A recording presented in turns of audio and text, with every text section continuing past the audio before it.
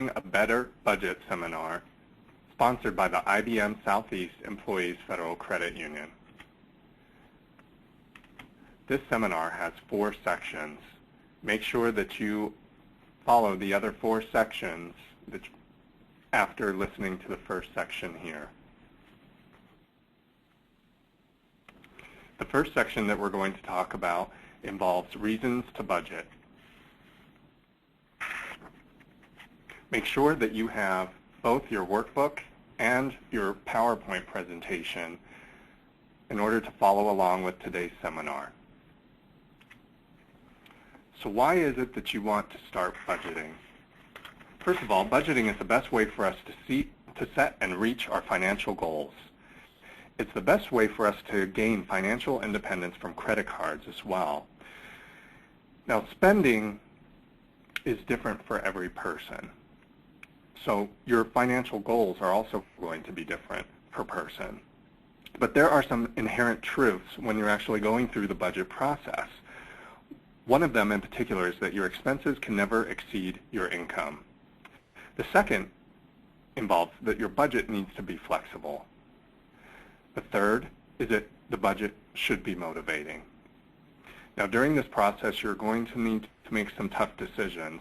And again, keeping some of your goals in mind, your original goal is to be financially secure and stable. You're going to need to make some behavioral changes as well as form some healthy habits. And that's what the budget process is going to assist you with. Some of the obstacles that you may encounter along the way involve one in particular that is merely psychological. And this is basically the feeling that you don't have enough money, or for whatever reason, you're wrapped up in your thoughts and emotions around this whole process. Some of the things that you may be thinking is, I don't really have the self-control to start a budget right now. You may be in a period of transition within your household, or maybe you have people moving in, people moving out. You may also be in a scenario where maybe you are faced with less income in the household. Perhaps you have one less person that's contributing towards household expenses, so you think that now is not the right time to start a budget. You may also think that maybe you don't have enough money to actually start a budget. But there are also some truths that counter each one of these psychological obstacles. First and foremost, most of us do make enough money to actually start a budget and to stick to it. The problem is we have wasteful spending habits that prevent us from keeping on track with our budget. The next truth is that 70% of people live paycheck to paycheck. So it's simply that a lot of us have not established the right habits and are not exhibiting the right behaviors to stick to a budget. We simply need to make smarter choices when it comes to planning and prioritizing, and that's what the budget process will teach you.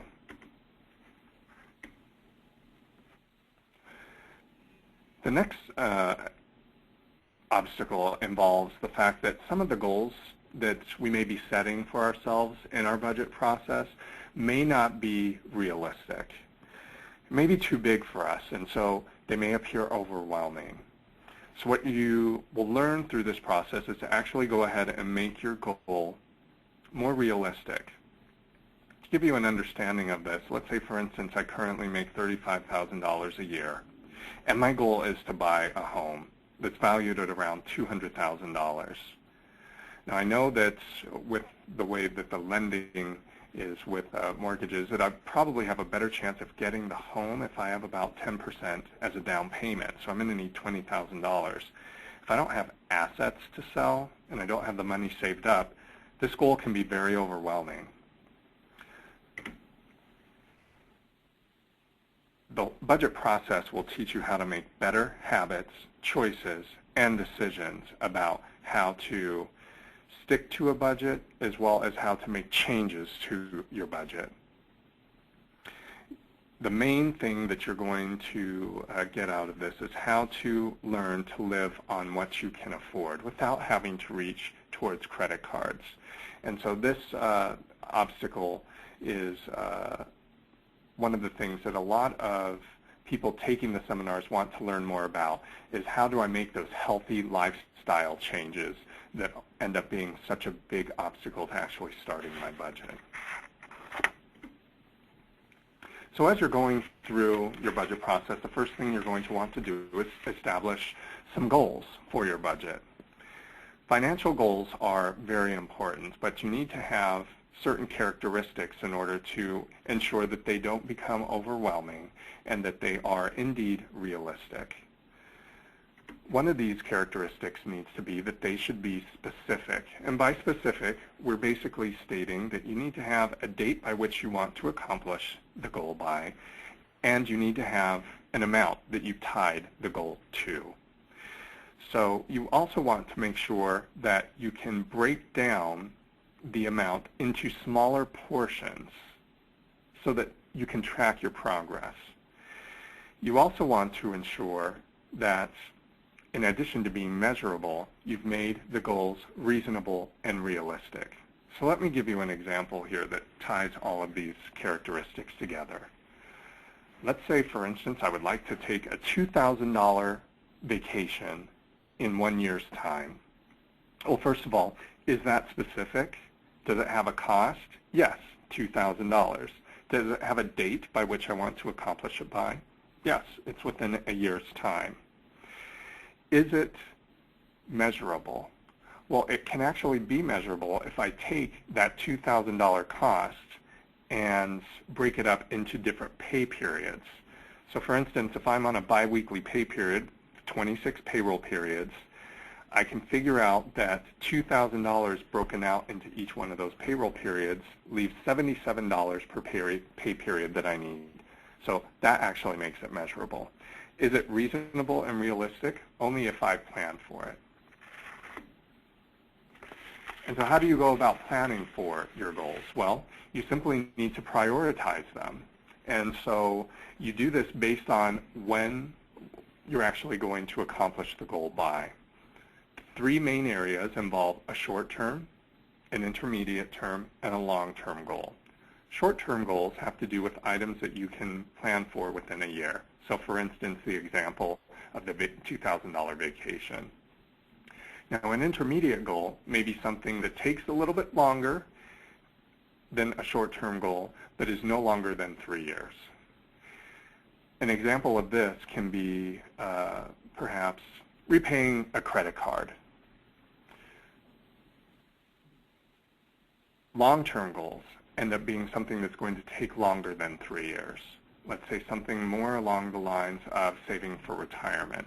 Why it's important to go ahead and prioritize each one of these goals is there are going to be other calculations that you're going to need to take into account when you're actually figuring these amounts. So for instance, a short-term goal may not have the same sort of calculation that I need in order to determine what my intermediate goal is going to be and what that effect is going to have on my long-term goals. So let's go ahead and give you an example here of what each one of these goals can end up being for you in particular. We're going to discuss what an emergency fund is a little bit later on in another section, but an emergency fund is something that you can establish within about a year's time. It's an amount that you want to save up for that covers your essential living expenses. So for instance, let's say your goal is to have an emergency fund worth $1,800 in 1 year's time. If I divide that up by month, it's going to be $150 that I actually need to put away. Let's say, though, I have a little bit more of an aggressive goal with my credit card. Let's say I have a credit card where the balance is $5,000, and I want to pay that off in 3 years. Well, we all know that finance charges can actually impact our balances that we have on our credit cards.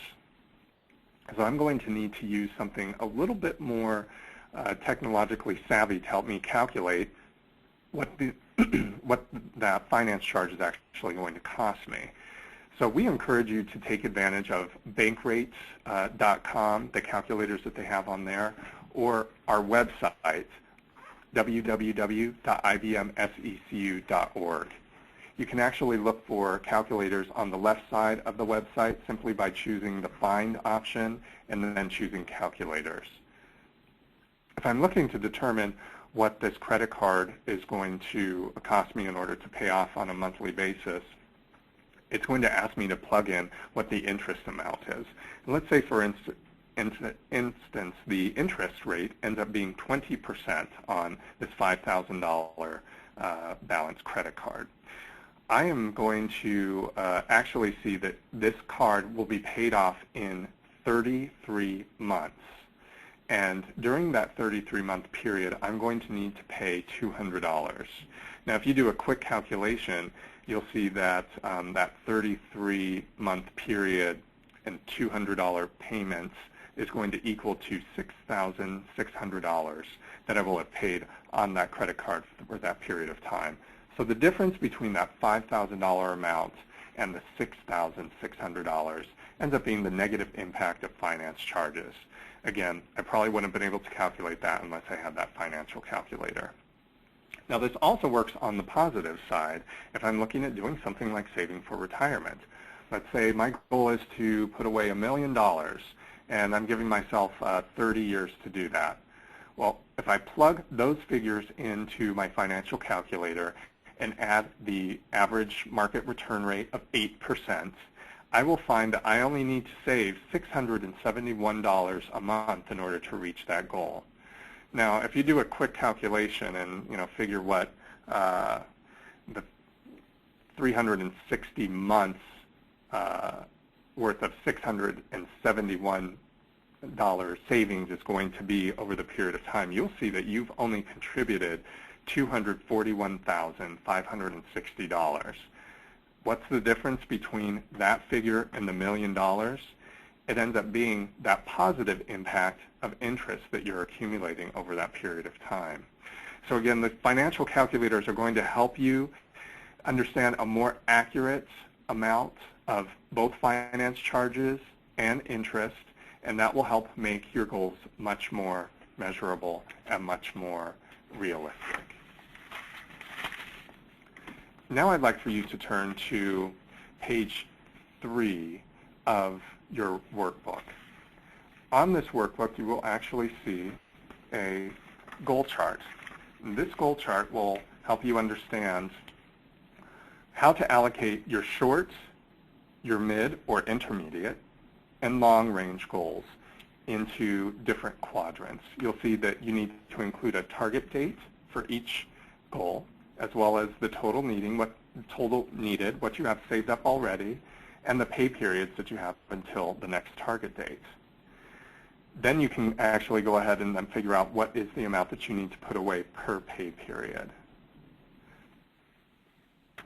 In the event you don't have any goals to actually start completing on this chart, you may have a little bit of homework to do even before this first homework assignment here.